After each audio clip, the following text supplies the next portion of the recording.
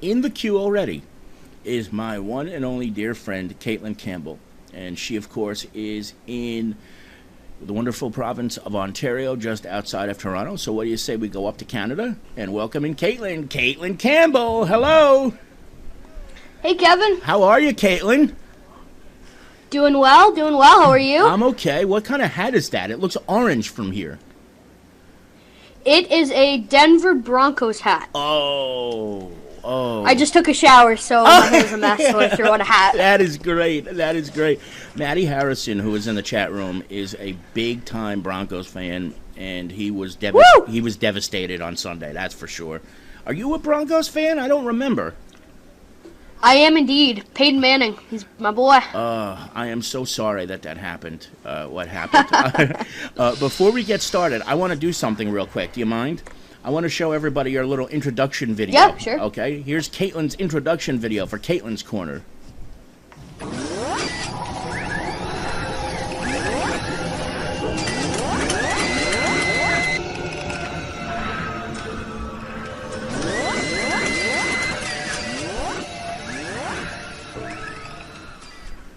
So, Caitlin, it was 85 degrees Fahrenheit here today. What was it around your way? We had a snow blizzard. Did you really? How much snow did you get? Yes, we did. There is so much snow out there. I am about 5 feet tall, and I think the snowbanks are taller than me, so it's pretty brutal. Classes were canceled at my school, everything. Oh, good. Okay, so at least that's how you got to get caught up today, right? Are you having that time off? Yeah, I don't normally have class tonight, but it's still good not to. It's good that they canceled school right? for. Isn't it? Now, do me a favor, just for people who may not remember you from our earlier days, or who maybe didn't listen to Joel's show up in New York, let everybody know about what you do as far as hockey right now with your writing and the sabernoise.com and all that stuff, would you? For sure. So I started writing about 2 years ago. I started my own blog, Puck Stops Here, and then from that, my hockey writing took off. Met Kevin somewhere along the road writing for Sports Rants, and now I'm writing for Fansided, which is part of the network sponsored by Sports Illustrated, and I'm the editor at the Buffalo Sabres site, which is actually the best site, believe it or not. We're the 30th ranked team, but the number one site. It really is the best site. I mean, it's so comprehensive, from your stuff to the other stuff that's written, to the polls, to the photographs that are used. The overall look and aesthetics of the website is phenomenal. So congratulations on that, Caitlin. You're doing a great job with there. I just hope that continues for a long time to come. Thank you. Yeah, same here. It's going great, and I love it. Great. Let's get into the NHL here. I read a report just this morning that it's possible, again, this on and off with Ryan Miller being traded. They listed a couple of places where he might go, including Minnesota, Washington, and the New York Islanders. What are you hearing lately about Ryan Miller? Is he staying in Buffalo, or do you think he ultimately gets traded at some point before the trading deadline? I think he definitely goes. He had an interview yesterday where the Buffalo News asked him what his future was in Buffalo, and he wouldn't confirm anything, whether he'd asked for a trade or not. And basically, he said he's still waiting to hear Buffalo's plan, but Buffalo isn't really going to know their plan for a while yet, and they can't afford to wait and not get anything from Miller, which is exactly what Tim Murray said, our new GM. He said he is going to do everything he can to not let Miller get away for nothing, and I don't see Miller coming back here, so I think he's gone for sure. Is there any indication yet where he's going to go? Because Timmy Gillette, who's in Virginia, says that he's been hearing that Miller's coming to D.C. to go with the Capitals. Do they have somebody who they would be able to give that fits that description? Murray today said he's been in talks with 4 teams in regards to Ryan Miller. I've heard that the 2 front runners are the Minnesota Wild and the Washington Capitals. St. Louis Blues are also in the mix, and I think the Canucks even might be in the mix, which is a bit of a surprise there. In terms of what they'd get for him, I know Pat LaFontaine asked Anaheim for Gibson and a first overall pick, so they're aiming high right now, but I don't think they'll get that. I think they'll settle for a prospect and a draft pick maybe. But it doesn't have to be a first rounder. Is that what you're saying, or do you think he's not going to give in and it's got to be a first rounder? It's got to be a first-rounder. I think they're going to go hard after Connor McDavid next year, and we have the potential to have 2 picks in the top 5 this year, so it's got to be first-rounder. Now, Connor McDavid is this 17-year-old, right? That is supposed to be just phenomenal in the juniors, right? Is that the right guy I'm thinking of here? Yeah, that's him playing with the Erie Otters in the OHL. Okay, and he's definitely going to go number 1, right? It's between him and a guy I believe called Jack Eschel. I'm not sure on pronunciation, but they're the projected 1 and 2 for next year. But a lot can change between now and then. Of course. We're talking to Caitlin Campbell, the editor of SaberNoise.com, one of the best sports blogs in the United States and Canada combined, as far as I'm concerned. And Caitlin, another one of your guys, Tomas Vanek, who was traded to the Islanders earlier this season, just rejected a contract offer of 6 or 7 years at $50 to $60 million. Is he out of his mind not taking that, or is this just another one of those, okay, it's the Islanders, it should be expected type of deals? He came out today and said that it's nothing against the Islanders or anything like that. He just wants to hit the free agency market on July 1st, and his heart is set on going to Minnesota. One of his best friends from the Sabres, Jason Pominville's there. His wife is from there. He went to high school and university there. He played hockey there. And there's a good chance Miller could end up there. So Pominville, Vanek, and Miller could reunite there. So I think he'll be in Minnesota before it's all said and done. You know, that makes my stomach turn, because I'm still not over Zach Parise going there with his boyfriend. What's his name? I can't think of it right. Suter. Yeah, right, Ryan Suter. And the thought of Vanek and Miller there reuniting with Pominville and those two just, it turns my stomach. But that would make them, really, would that not make them an absolute instant contender? That's a tough team to beat if that happens. That would be crazy. They have a lot of questions with their goaltender, so I think they're going to take a hard run at Miller. Yeah, I just hope it doesn't happen. Again, we're talking to Caitlin. We're talking to Caitlin Campbell live from Ontario, and the NHL goes on break after Saturday night's games. Caitlin, tell me this: who is going to win the gold medal in Sochi? Oh, that is a loaded question. Yeah. That is a loaded gun, my friend. Right, I didn't wait for that. As you know, I am Canadian, but I am going to go out on a limb here and say Canada does not win the gold. Whoa. I think they have some major goaltending issues they need to figure out. The big ice is going to be a bit of a challenge. I think they'll medal, but I don't think they'll win it. I think Russia's going to take it home on the home ice. Ovechkin is beyond excited to be playing in the Olympics in his home country, so I think Russia's going to be the team to beat this year. That is something. And that team also is going to have Ilya Kovalchuk on it. And yeah, I'm not bitter at all, Caitlin, really, about former Devils going elsewhere. Not bitter one bit. I've noticed. What about the Americans? Are they going to have a decent showing, or are they just not strong enough? Because I don't get a good feeling going into this at all for the U.S. For Miller, I'd like them to have a decent showing. If he has a big Olympics and is given the starter's job over Quick, then it just raises his trade value. So it's great for the Sabres and Miller. But yeah, their team doesn't seem to have that offensive firepower that they're probably going to need to compete with the Russians and play on the big ice. You know, they're going to really be counting on Miller and Quick to shut the door and basically do what Miller did last year and bring them to the gold medal game.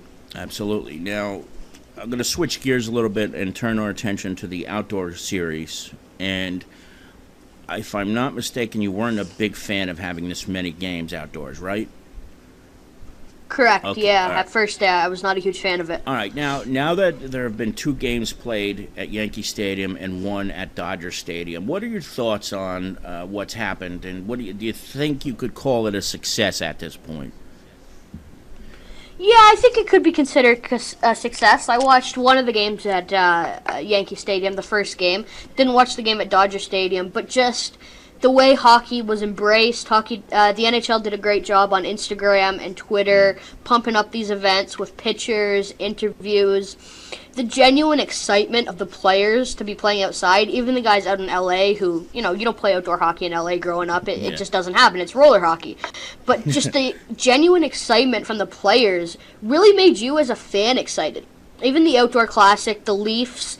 I was watching the HBO 24/7, and the Leafs' genuine excitement when they showed up to the Michigan stadium where they played, it was incredible. They're taking pictures, just the sparkle in their eye. It was like, wow, this is something. And I think they sold out almost every stadium game, or had close to selling it out. So just the way it encompassed all the fans, I think you could call it a success. They're only aiming for 4 next year, though, so that's a little bit on the downside there. I almost think that might be a good thing because, there have been a lot of people who followed your train of thought originally and said, okay, 6, just a little too much. So maybe by scaling it down a little bit and not having 2 games in one spot. Now, granted, 102,000 people combined saw the Rangers play the Devils and the Islanders and beat them both.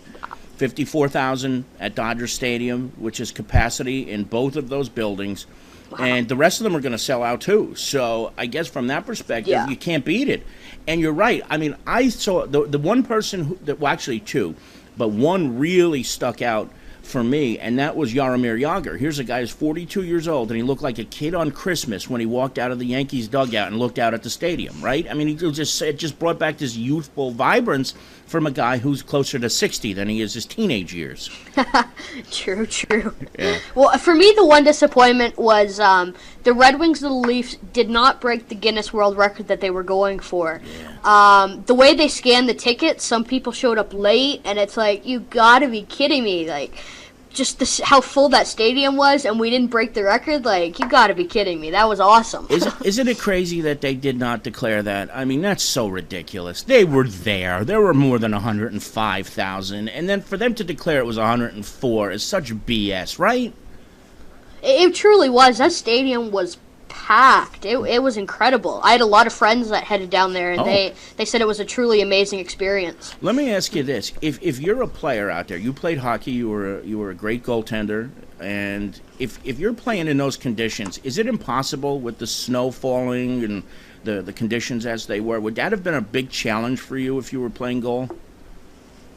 Oh, definitely, as a goaltender, for sure. You and any slight thing throws you off. The lighting on the ice. One of the big reasons I'm worried about Canada, the goalie, well, any goaltender going over to Russia, the big ice, that throws you off. I played in a couple large arenas. You're completely thrown off. The lighting, different colored ice, any little thing can throw you off. So if you're tracking the puck and, you get snow in your face, you're kind of out of luck. Yeah. Now, this is an honest question. The crease is even different. I know it's the old-style NHL crease, the semicircle, but does that have an effect, too, on the goalies? I don't think so. It didn't on me any different kind of creases. For the most part, goaltenders are pretty well adapted. I know they had some issues with the pads at the beginning of the season changing size, and the deeper nets threw the goalies off a little bit, but as far as crease, you know where your crease is, you know where you're supposed to be, so the crease shouldn't have been too much of an issue. Gotcha. We're talking to Caitlin Campbell of SaberNoise.com, one of the most incredible hockey writers in Canada and the United States. And Caitlin, a couple of weeks ago, John Tortorella was suspended for yelling and screaming over at the Calgary bench. It was a crazy display. I still don't know whose side to be on in that whole melee from the drop of the puck. Where did you stand on that? It definitely, to begin, it was not Torts' fault. He couldn't have thrown out his star guys when the other team dressed their goons. But Torts definitely took it too far. I was listening to the radio, and Torts went over to their dressing room after the first period, and this big brawl started within like the first 20 seconds. Torts virtually had half an hour to cool down, and he still wanted to continue the case going there after the period. Yeah. So Torts took it a bit too far. Originally, it was not his fault. I give him credit for not sending his guys out the next shift to cause trouble after that. like Cassian, who was on the bench screaming his head off there. I'm glad he's out of Buffalo. I was a fan of his, but his temper's a little bit too much right now. But Torch definitely took it to a next level. He had half an hour to calm down. He didn't need to go do that. Did he get the right suspension? Did the NHL handle it properly in your eyes? Yeah, it might have been a hair too long, considering the other coach didn't get much. It could have been five games. Would have been a decent amount for going over there. But yeah.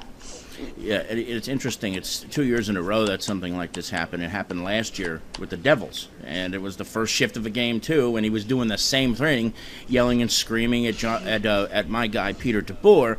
But, of course, on a personal note, whenever John Tortorella gets in trouble, I think it's exciting because I can't stand him. I just despise that man. But I love Torch. Oh, I know. But you know what it is. Torch is the man. You know how you feel about the Leafs. That's how I feel about anything with the Rangers. Fair enough. I read an article about DeBoer the other day that says he's a bit of a tyrant as a head coach. I don't know much about the Devils. What do you think about that? Well, that actually surprises me because he has a very laid-back attitude, at least in front of the cameras. He gets along with the press very well, which is a very difficult thing when you're an NHL coach.